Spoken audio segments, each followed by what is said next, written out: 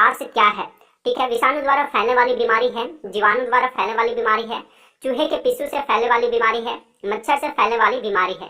तो फ्रेंड्स जो सार्स है यानी कि SARS, ठीक है, इसका यानी कि फुल फॉर्म जो फुल फॉर्म है वो है सीवियर एक्यूट रेस्पिरेटरी सिंड्रोम, इसका फुल फॉर्म है। ठीक है, तो ये जो है ये विषाणु द्वारा फैलने वाली एक बीमारी है। ठीक है, यह कोरोना वायरस से फैलता है और मैं बता दूं कि यह एक तरह का सर्दी जुकाम जैसा ही बीमारी है। ठीक है, अगला क्वेश्चन देखते हैं। अगला क्वेश्चन ये है कि निकट दृष्टि दोष में किस लेंस का प्रयोग होता है। अवतल लेंस का, उत्तल लेंस का, बाइफोकल लेंस का, बेलनाकार लेंस का। तो निकट दृष्टि दोष यानी कि मायोपिया में जिस लेंस का प्रयोग किया जाता है वो है अवतल लेंस। ठीक है, अगला प्रयोग किया जाता है अवतल लेंस का, उत्तल लेंस का, बाइफोकल लेंस का, बेलनाकार लेंस का। तो दूर दृष्टि दोष में फ्रेंड्स उसमें जो प्रयोग किया जाने वाला लेंस है वो है उत्तल लेंस। नेक्स्ट क्वेश्चन ये है कि गुरुत्वाकर्षण का सिद्धांत किसने दिया। न्यूटन ने दिया था, आर्यभट्ट ने दिया था, कैपलर ने दिया था, कोपरनिकस ने दिया था। तो गुरुत्वाकर्षण का जो सिद्धांत दिया था वो दिए थे न्यूटन के द्वारा दिया गया था। ठीक है, अगला क्वेश्चन ये है कि दही का जमना कौन सी प्रतिक्रिया है। भौतिक प्रतिक्रिया, रासायनिक प्रतिक्रिया, उपर्युक्त दोनों, इनमें से कोई नहीं। तो फ्रेंड्स जो दही का जमना है वो है रासायनिक प्रतिक्रिया। ठीक है, यानी कि ऐसा मतलब प्रक्रिया जो कि फिर से उसे वापस उस मतलब स्थिति में नहीं लाया जा सके उसे रासायनिक प्रतिक्रिया कहते हैं। यानी कि आप एक बार जैसे दूध से दही जम गया तो आप फिर से उसे दूध नहीं बना सकते हो, तो ये रासायनिक प्रतिक्रिया है। और जैसे मैं बता दूं कि जैसे भौतिक प्रतिक्रिया है, जैसे अगर आप लेते हैं, अगर एक रबड़ लेते हैं, अगर आप उसे दबा देते हो और फिर उसे छोड़ देते हो तो भौतिक प्रतिक्रिया है, यानी कि फिर वो अपनी पुरानी अवस्था में लौट आता है। तो वैसे चीज़ों को वैसे कंडीशन में उसे भौतिक प्रतिक्रिया बोलते हैं। ठीक है, अगला क्वेश्चन देखते हैं। अगला क्वेश्चन ये है कि ऑप्टिकल फाइबर होता है रेशम का बना हुआ, कांच का बना हुआ, उपर्युक्त दोनों से बना हुआ, इनमें से कोई नहीं। तो जो ऑप्टिकल फाइबर होता है वो बना होता है प्लास्टिक या कांच का बना हुआ होता है। ठीक है, और मैं बता दूं कि यह एक केबल है जिसके माध्यम से इंटरनेट एक जगह से दूसरी जगह प्रकाश बिंदुओं के रूप में भेजा जाता है। ठीक है, और यह कांच या प्लास्टिक से बनी होती है जैसा कि मैं आपको बता दिया हूँ, और यह बहुत ही मजबूत होती है अन्य केबलों के मुकाबले। ठीक है, और यह अधिक डाटा को एक साथ भेज सकती है। तो फ्रेंड्स और मैं बता दूं इसका जो आविष्कार किया गया था वो किया गया था नरेंद्र सिंह कपैनी ने किया था। ठीक है, तो आपसे याद कीजिएगा इसका आविष्कार नरेंद्र सिंह कपैनी के द्वारा किया गया था और यह कांच का बना हुआ होता है या तो फिर प्लास्टिक का। कॉपर छड़, जिंक छड़, ग्रेफाइट छड़, इनमें से कोई नहीं। तो शुष्क सेल में जो कैथोड का काम करता है वो करता है ग्रेफाइट छड़। नेक्स्ट क्वेश्चन ये है कि मानव शरीर में कौन सा रक्त ग्रुप प्राय अधिक पाया जाता है। A positive, B positive, A plus B positive, sorry A B positive, O positive. तो मानव शरीर में जो यानी कि सबसे ज्यादा जो रक्त पाया जाता है वो है बी पॉजिटिव और मेरा भी बी पॉजिटिव ही है। ठीक है, मेरे पूरे फैमिली में जितने फैमिली मेंबर हैं यानी कि घर वालों सभी का बी पॉजिटिव ही है। तो मैक्सिमम जो मतलब रक्त ग्रुप पाया जाता है लोगों में वो बी पॉजिटिव ही होता है। तो आप इसे याद कर लीजिएगा 306। तो मानव शरीर में जो कुल हड्डियों की संख्या है वो है 206। अगला क्वेश्चन ये है कि दूध की शुद्धता मापने वाला यंत्र कौन सा है। Lactometer, actinometer, spectrometer, pedometer. तो फ्रेंड्स जो दूध की शुद्धता मापने वाला यंत्र है वो है लेक्टोमीटर। ठीक है, अगला क्वेश्चन ये है कि सिनेबार किसका प्रमुख अयस्क है। लोहा का, पारा का, चांदी का, तांबा का। तो सिनेबार जो है वो है अयस्क पारा का। अगला क्वेश्चन ये है कि किस रोग के प्रतिरोध के लिए BCG का टीका दिया जाता है। चेचक के लिए, पोलियो के लिए, टीबी के लिए, हेपेटाइटिस के लिए। तो जो BCG का जो टीका दिया जाता है यानी कि बेसिलस कालमेट ग्यूरिन, इसका मतलब फुल फॉर्म है यानी मैं बता दिया बेसिलस कालमेट ग्यूरिन।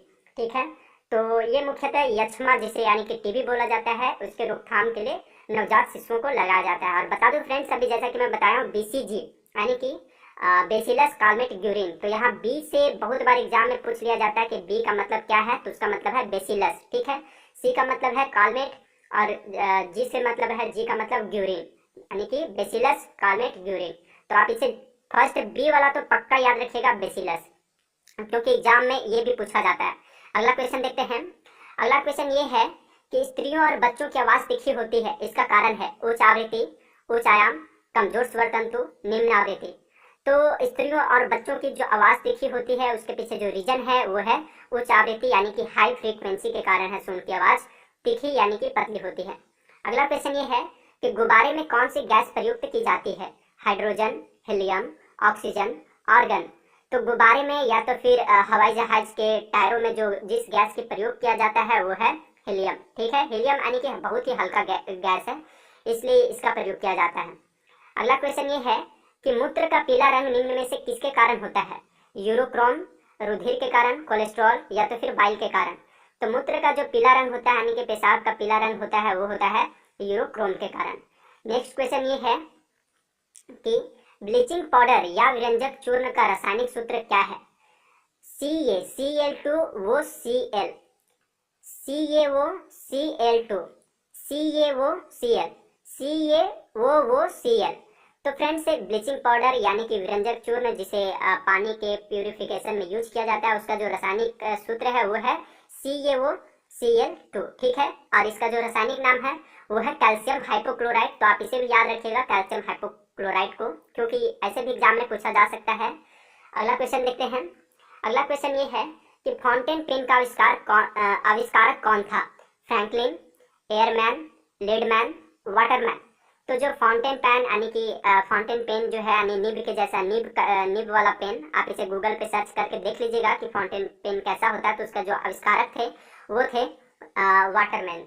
ठीक है, इनका जो पूरा नाम है वो है लेविस वाटरमैन। अगला क्वेश्चन देखते हैं। अगला क्वेश्चन ये है कि जेनेटिक कोड की खोज किसने की?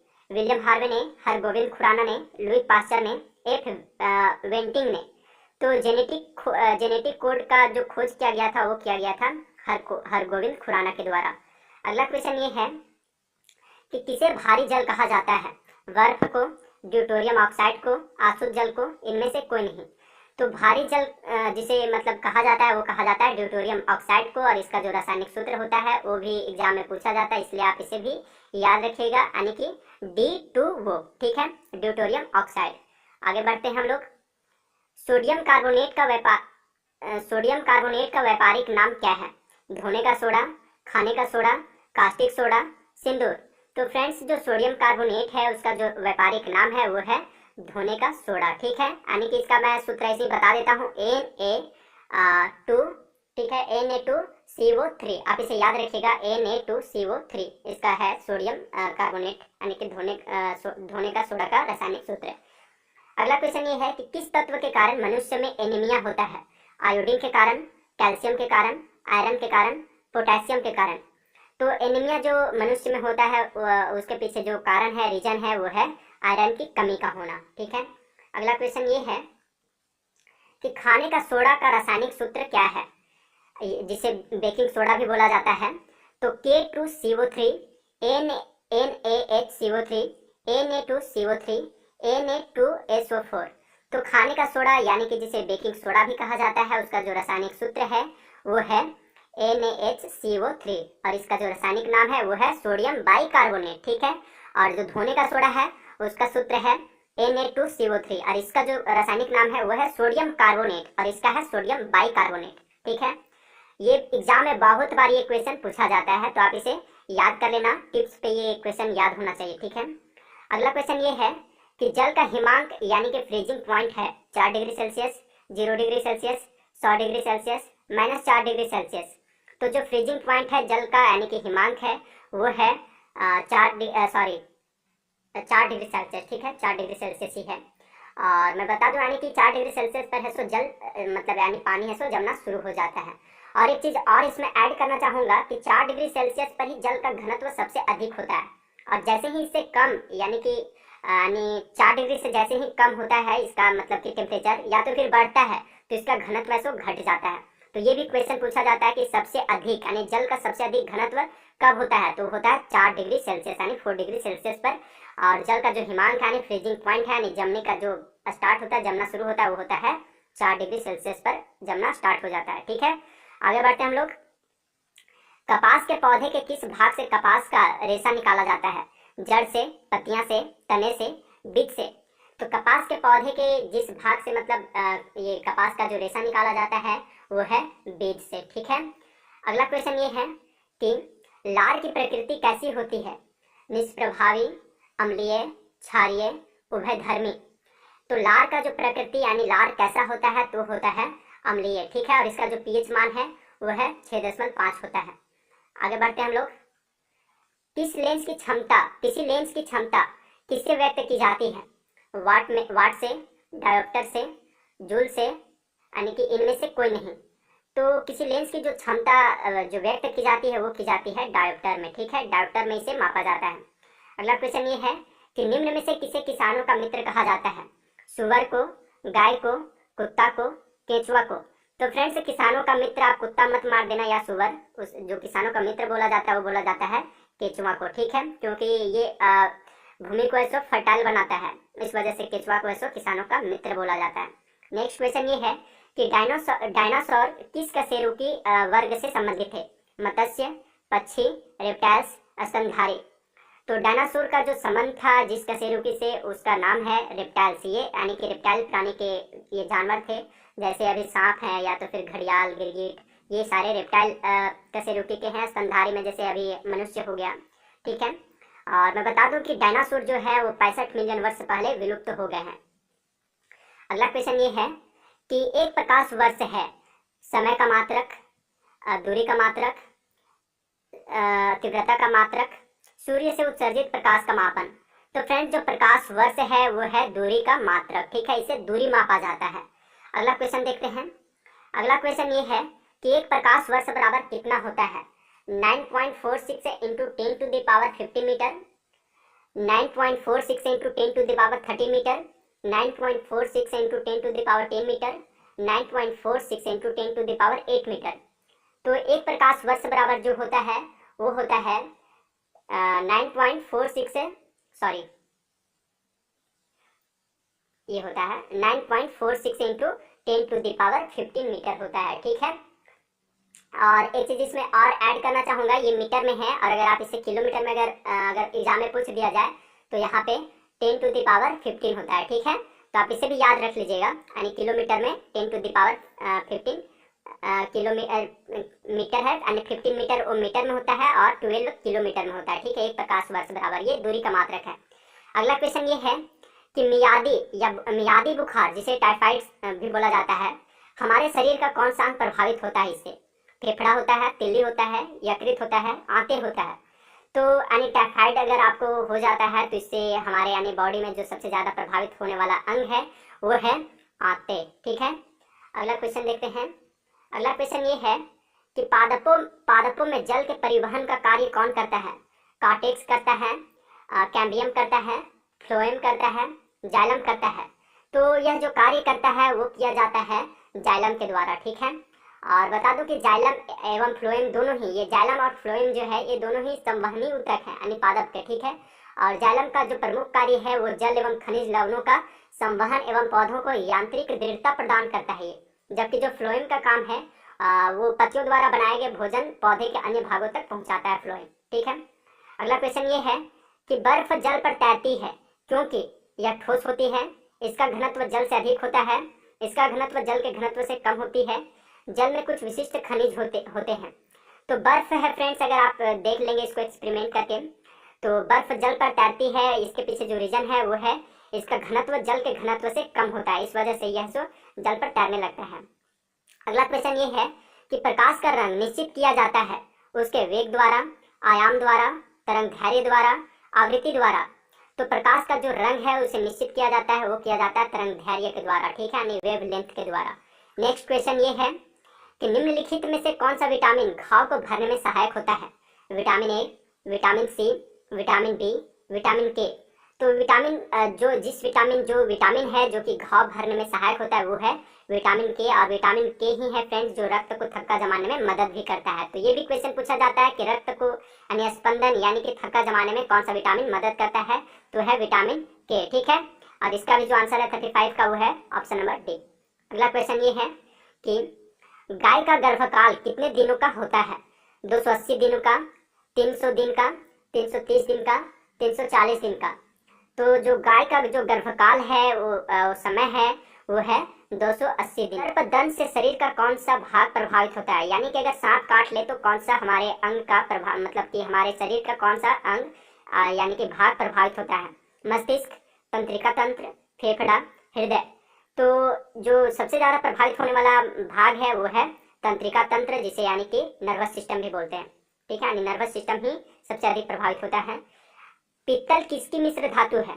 तांबा और टीन की, तांबा और एल्युमिनियम की, तांबा और जस्ता की, तांबा और लोहा की। तो पित्तल जिस मिश्र धातु मतलब जिसकी मिश्र धातु है वो है तांबा और जस्ता का, ठीक है। यानी कि तांबा का जो ये होता है मतलब संकेत वो होता है Cu और जस्ता का होता है, ठीक है, जस्ता का होता है जस्ता, और इसे जिंक भी बोला जाता है Zn। अगला क्वेश्चन देखते हैं। अगला क्वेश्चन ये है कि प्रेशर कुकर में, और एक चीज और मैं यहाँ पे बता दूं ताकि ये भी हो जाए साथ ही साथ, कि यहाँ पे तांबा और टीन है, ये इससे है सो कांसा का, ये कांसा का मिश्र धातु है, ठीक है। तो आप इसे भी याद रख लीजिएगा, कांसा का मिश्र धातु है ये, और ये जो है ये पित्तल का मिश्र धातु है, ठीक है। अगला क्वेश्चन देखते हैं। अगला क्वेश्चन ये है कि प्रेशर कुकर में खाना जल्दी पक जाता है क्योंकि प्रेशर कुकर के अंदर दाब कम होता है, प्रेशर कुकर के अंदर दाब अधिक होता है, प्रेशर कुकर के आकार के कारण, इनमें से कोई नहीं। तो प्रेशर कुकर में खाना बहुत जल्दी पक जाता है, इसके पीछे जो रीजन ये है कि प्रेशर कुकर के अंदर दाब अधिक होता है। नेक्स्ट क्वेश्चन ये है कि ए मीटर से क्या मापा जाता है? विद्युत धारा, विभवांतर, वायु की चाल, उच्च ताप। तो ए मीटर के द्वारा जो मापा जाता है वो मापा जाता है विद्युत धारा, ठीक है। अगला क्वेश्चन ये है कि ध्वनि का वेग सबसे ज्यादा किसमें होता है? जल में, निर्वात में, इस्पात में, इनमें से कोई नहीं। तो ध्वनि का जो सबसे ज्यादा वेग होता है वो होता है इस्पात में, यानी कि स्टील में। निर्वात में है सो ध्वनि का वेग 0 होता है। अगला क्वेश्चन देखते हैं। वायुमंडल दाब मापने का पैमाना है मैनोमीटर, लैक्टोमीटर, हाइग्रोमीटर, बैरोमीटर। तो वायुमंडल में जो दाब मापने का यंत्र है, यानी कि वायुमंडलीय दाब मापने का जो यंत्र है वो है बैरोमीटर के द्वारा वायु दाब मापा जाता है। तो आप इसे याद कर लीजिएगा। और मैं बता दूं कि मैनोमीटर के द्वारा सो गैसों का दाब मापा जाता है, लैक्टोमीटर के द्वारा सो दूध की शुद्धता को मापा जाता है, और हाइग्रोमीटर के द्वारा वायु में उपस्थित आर्द्रता को मापा जाता है, ठीक है। तो आगे बढ़ते हैं हम लोग। अमीबा में कुल कितने सेल यानी कि कोशिका होते हैं? 3, 2, 1, 4। तो अमीबा है सो फ्रेंड्स आप पढ़े भी होंगे कि अमीबा एक कोशिकीय प्राणी है, ठीक है, ये एक कोशिकीय होता है। तो इसका आंसर हो जाएगा ऑप्शन नंबर सी। अगला क्वेश्चन ये है कि रेफ्रिजरेटर में कौन सी गैस शीतलन करता है, यानी ठंडा जो करने वाला जो गैस है वो कौन सा है? Ammonia, फ्रियान, oxygen, nitrogen. तो इसका जो आंसर है वो है फ्रियान, यानी फ्रियान गैस उसमें रहता है, ठीक है। अगला क्वेश्चन ये है कि इलेक्ट्रॉन के खोज करता है J Thomson, Rutherford, James Chadwick, इनमें से कोई नहीं। तो इलेक्ट्रॉन के जो खोज करता है वो है जे थॉमसन, ठीक है। मैं इसे फ्रेंड्स इसे ट्रिक से याद रखा हूँ, आप भी याद रखें उससे। ईट पर नाच, ठीक है, आपको याद रखना ईट पर नाच। ई से इलेक्ट्रॉन, टी से जे थॉमसन, ठीक है, यानी कि थॉमसन। फिर ईट पर से प्रोटॉन, र से रदरफोर्ड, यानी कि रदरफोर्ड जो है प्रोटॉन का खोज किए हैं। फिर आगे आता है ईट पर हो गया नाच, अब नाच आता है न से न्यूट्रॉन, अच्छा से चैडविक। तो आपको यानी कि ये थॉमसन, रदरफोर्ड और चैडविक याद रखना है, ईट पर नाच, ईट पर नाच, ठीक है। अगला क्वेश्चन देखते हैं हम लोग।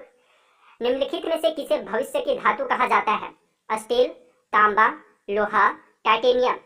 तो भविष्य की जो धातु कहे जाने वाला जो तत्व है यानी कि वो धातु है वो है टाइटेनियम, ठीक है। हीटर के तार किस चीज के बने होते हैं? तांबा के, टंगस्टन के, नाइक्रोम के, एल्युमिनियम के। तो हीटर के जो तार बने होते हैं वो बने होते हैं नाइक्रोम के। लोहे का जंग लगने से उसका भार बढ़ता है, घटता है, अब परिवर्तित रहता है, पहले बढ़ेगा फिर घटेगा, क्या होता है? तो लोहे में अगर जंग लग जाता है तो उसका जो भार है, वेट है, वो है सो बढ़ जाता है, ठीक है। एड्स रोग किससे फैलता है? बैक्टीरिया से, वायरस से, मच्छर से, इनमें से कोई नहीं। तो फ्रेंड्स जिनको भी एड्स हो जाता है उसे मतलब एड्स जो फैलता है वो फैलता है वायरस से, ठीक है। अगला क्वेश्चन देखते हैं। अगला क्वेश्चन ये है कि कशिश का तेल कहलाता है नाइट्रिक अम्ल, हाइड्रोक्लोरिक अम्ल, एसिटिक अम्ल, सल्फ्यूरिक अम्ल। तो कशिश का जो तेल बोला जाता है वो कहलाता है सल्फ्यूरिक अम्ल को, ठीक है। सल्फ्यूरिक अम्ल है सो कशिश का तेल ऐसे बोला जाता है। मृग मरीचिका बनने का कारण है प्रकाश का व्यक्तीकरण, प्रकाश का विवर्तन, प्रकाश का ध्रुवन, प्रकाश का पूर्ण आंतरिक परावर्तन। तो मृग मरीचिका यानी कि जो मिराज बनता है, इंग्लिश में मिराज बोलते हैं इसे, तो वो बनने के पीछे जो रीजन है वो है प्रकाश का पूर्ण आंतरिक परावर्तन, ठीक है। अगला क्वेश्चन ये कि एलिसा परीक्षण किसके लिए निर्देशित है? एड्स के लिए, टाइफाइड के लिए, पोलियो के लिए, कैंसर के लिए। तो जो एलिसा टेस्ट जो किया जाता है वो किया जाता है एड्स का पता करने के लिए कि कहीं एड्स तो नहीं हो गया है। ठीक है, तो एलिसा परीक्षण एड्स से संबंधित है। नेक्स्ट क्वेश्चन ये है कि परमाणु बम की खोज किसने की थी? ऑटो हान ने, अल्बर्ट आइंस्टीन ने, एडिसन ने, रदरफोर्ड ने। तो परमाणु बम का जो खोज किया गया था वो किया गया था ऑटो हान के द्वारा। अगला क्वेश्चन ये है कि डॉक्टर सीवी रमन को किस विषय में नोबेल पुरस्कार मिला? साहित्य के क्षेत्र में, औषधि विज्ञान में, भौतिकी में, रसायन शास्त्र में। तो फ्रेंड्स, जो डॉक्टर सीवी रमन थे ये भारत के महान भौतिक मतलब कि वैज्ञानिक थे, भौतिक के ये साइंटिस्ट थे भौतिकी के क्षेत्र में। तो उनको ऐसा नोबेल पुरस्कार 1930 में मिला था। ये भी क्वेश्चन पूछा जाता है। ठीक है, 1930 में। निम्नलिखित में से कौन सा विटामिन जल में विलय होता है? Vitamin A, vitamin E, vitamin C, vitamin D. तो जल में जो विलय होने वाला जो विटामिन है वो है विटामिन सी। ठीक है, विटामिन बी और सी ये दोनों है सो जल में घुलनशील है। और जो विटामिन ये हो गया, ये डी, ई और के, ठीक है, आप इसे भी याद रखिएगा। ये डी और के जो है ये सो वसा में घुलनशील विटामिन है और विटामिन बी और सी जल में घुलनशील है। ये भी क्वेश्चन दोनों मतलब पूछे जाते हैं। ठीक है, अगला क्वेश्चन ये है कि डायनामाइट का आविष्कार किसने किया था? अल्फ्रेड बर्नार्ड नोबेल ने, इमैनुएल स्वीडेनबर्ग ने, चार्ल्स डी गियर ने, ओलास रुडबेक ने। तो डायनामाइट का जो आविष्कार किया गया था वो किया गया था महान साइंटिस्ट यानी कि अल्फ्रेड बर्नार्ड नोबेल के द्वारा। ठीक है, और इन्हीं के मतलब कि नाम से है सो नोबेल प्राइज भी दिया जाता है 1901 से। ठीक है, तो ये भी आप याद रखिएगा कि नोबेल प्राइज का जो प्रारंभ हुआ है वो है 1901 से हुआ है। अगला क्वेश्चन, और किसके नाम से दिया जाता है? तो अल्फ्रेड बर्नार्ड नोबेल के नाम पे। अगला क्वेश्चन ये है कि लाल रुधिर कणिकाओं यानी कि आरबीसी, रेड ब्लड सेल्स का निर्माण कहाँ होता है? वृक्कों में, अस्थि मज्जा में, यकृत में, तिल्ली में। तो आरबीसी का जो निर्माण होता है वो होता है अस्थि मज्जा में। अगला क्वेश्चन ये है कि मधुमेह रोग किसकी कमी से होता है?